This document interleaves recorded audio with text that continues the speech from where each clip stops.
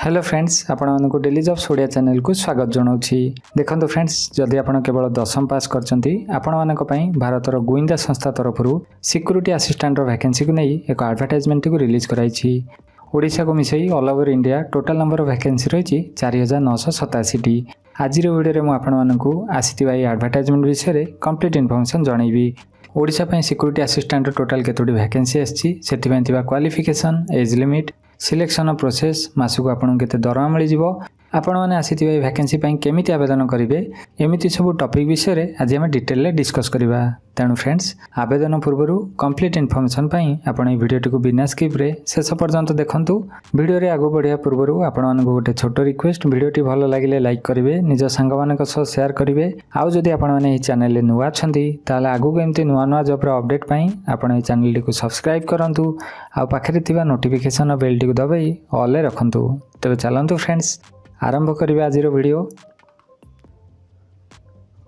तेबे देखंतु फ्रेंड्स, भारतर गुइंदा संस्था बा इंटेलिजेंस ब्यूरो तरफ सिक्यूरीटी असिस्टेंट वैकेंसी टी आछि।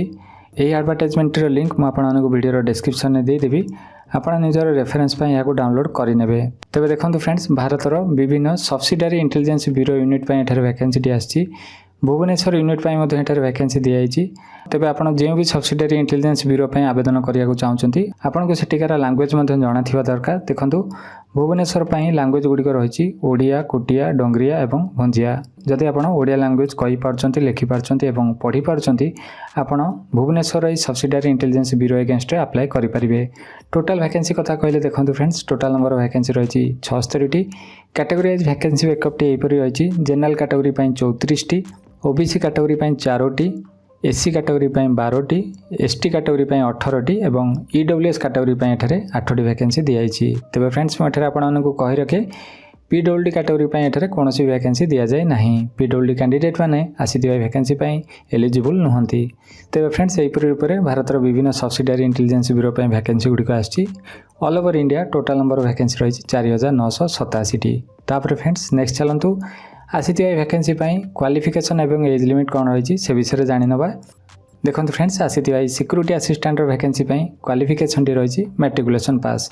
आपण 10वीं पास करथिबे, ता सहित आपण जे भी स्टेट पई आवेदन करिया को चाहउछंती सेही स्टेट रो आपण पाखरे रेसिडेंट सर्टिफिकेट थिबा दरकार। जदि आपण Bhubaneswar subsidiary intelligence bureau against apply करूछंती, आपण पाखरे ओडिशा स्टेट रो रेसिडेंट सर्टिफिकेट थिबा दरकार। तापरे एज लिमिट कथा कहले देखंतु फ्रेंड्स, एज लिमिट एठारे रखाई 18 रु 27 वर्ष। आपनकर एज टी एठारे कैलकुलेट करा जिवो 17 अगस्त 2025 सुधा। 17 अगस्त 2025 सुधा जदि आपण 18 रु 27 वर्ष मध्ये रछंती, आपण आसीथिबा वैकेंसी पई आवेदन करि परिबे। तेबे जे माने रिजर्व कैटेगरी बिलोंग करछंती सेमानक पई एठारे एज रिलैक्सेशन सुविधा मध्ये रहिछि। देखंतु जे माने एससी एसटी कैटेगरी बिलोंग करछंती सेमानक अपर एज रे 5 वर्ष रिलैक्सेशन। जे माने ओबीसी कैटेगरी बिलोंग करछंती सेमानक एठारे अपर एज रे 3 वर्ष रिलैक्सेशन मिल जिवो। तेबे फ्रेंड्स, सिक्यूरीटी असिस्टेंट रे पोस्ट देखंतु एक ग्रुप सी नॉन गैजेटेड एवं नॉन मिनिस्ट्रियल पोस्ट। पे स्केल कथा कहले देखंतु सिक्यूरीटी असिस्टेंट रे पोस्ट पई आपनकर लेवल टी रहइबो 3।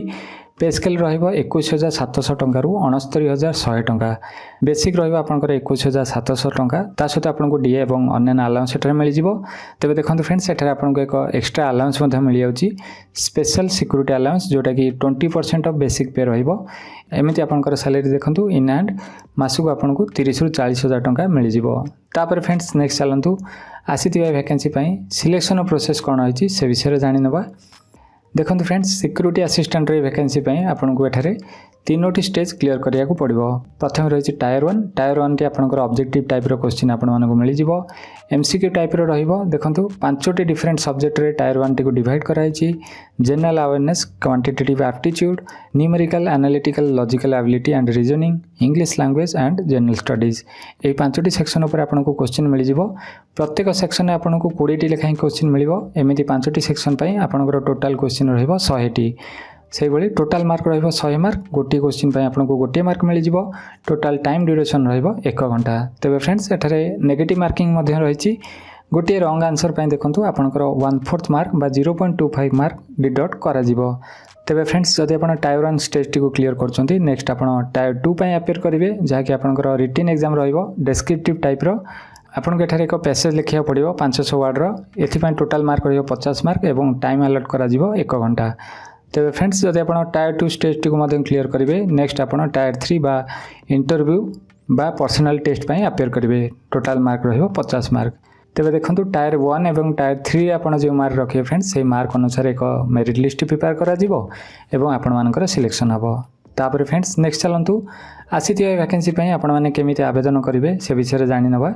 देखो फ्रेंड्स आसी वैकेंसी एप्लिकेशन मोड रही ऑनलाइन मोड आपन को ministry of home affairs official website जोटा कि रही www.mha.gov.in यही वेबसाइट टी विजिट कर ऑनलाइन आवेदन करिया पड़िबो। आपण चाहिले एनसीएस पोर्टल यूज करी मध्य आवेदन करि परिबे। सेति पई वेबसाइट टी रही www.ncs.gov.in यही वेबसाइट टी मध्य आपण यूज करी आसीथिया वैकेंसी पई ऑनलाइन आवेदन करि परिबे। तबे फ्रेंड्स ऑनलाइन आवेदन पई एठारे दुईटी स्टेज रही। प्रथम आपण को रेजिस्ट्रेशन करिया पड़िबो तापर फ्रेंड्स आपण एप्लिकेशन टी को फिलअप करेंगे। दुईटा एक स्टेज कंप्लीट कला परे ही आपण सक्सेसफुली आसीथिया वैकेंसी पई ऑनलाइन एप्लिकेशन टी को सबमिट करि परिबे। तेबे आसीथिया वैकेंसी पई ऑनलाइन आवेदन करिया कहले आपण को एठारे एग्जाम फी मते दबाकू पड़िबो। देखंतु जो माने मेल कैंडिडेट अछंती जनरल ईडब्ल्यूएस एवं ओबीसी कैटेगरी रु सेमान को एठारे एग्जामिनेशन फी बाबद को 100 टंका एवं ता सहित आपन को प्रोसेसिंग चार्जेस जोटा कि रही 550 टंका एमिति आपन को टोटाल 650 टंका पे करिया को पड़िबो। बाकी अन्य समस्त कैंडिडेट मान को देखंतु एठी 550 टंका केवल प्रोसेसिंग चार्जेस पे करिया को पड़िबो। जो मैंने जनरल ईडब्ल्यूएस एवं ओबीसी कैटेगरी बिलोंग करछंती एवं मेल कैंडिडेट अछंती सेमान को 650 टंका बाकी अन्य समस्त कैंडिडेट मान को एठारे 550 टंका एग्जाम फी पे करिया को पड़िबो। ए एग्जाम फी टी को आपण ऑनलाइन मोड रे पेमेंट करि परिबे। तेबे फ्रेंड्स एही पीडीएफ रे देखंतु सेंटर ऑफ एग्जाम मध्ये दियाइछि आपनकर टायर 1 एग्जाम रो सेंटर गुडी को दियाइछि। ओडिसा रे एठारे 7टी सेंटर दियाइछि फ्रेंड्स आपण माने देखि पारथिबे बालेश्वर बरहमपुर भुवनेश्वर कटक ढेंकानाल राउरकेला एवं संबलपुर यही सब सिटी मानकरे आपनकर टायर 1 ऑनलाइन एग्जाम टी हबो। ऑनलाइन एप्लिकेशन बेले आपन को सिटी रो प्रेफरेंस गुडी को दबाक पड़िबो। आपण निज हिसाब रे सिटी प्रेफरेंस को सबमिट करिवे। तापर फ्रेंड्स नेक्स्ट चलंतु आसीथिबा वैकेंसी को नै इंपोर्टेंट डेट सब कोन रही से विषय जानि नबा।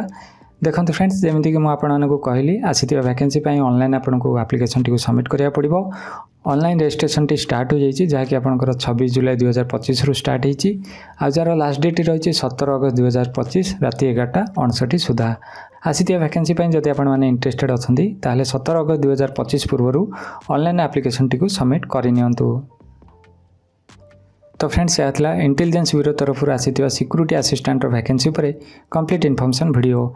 एडवर्टाइजमेंट को नहीं जदि आपण मानकर अन्य कौनसी भी डाउट थाए ताले प्लीज कमेंट बॉक्स में जणातु, मु आपन को निश्चय सहायता करिवि। Thank you for watching.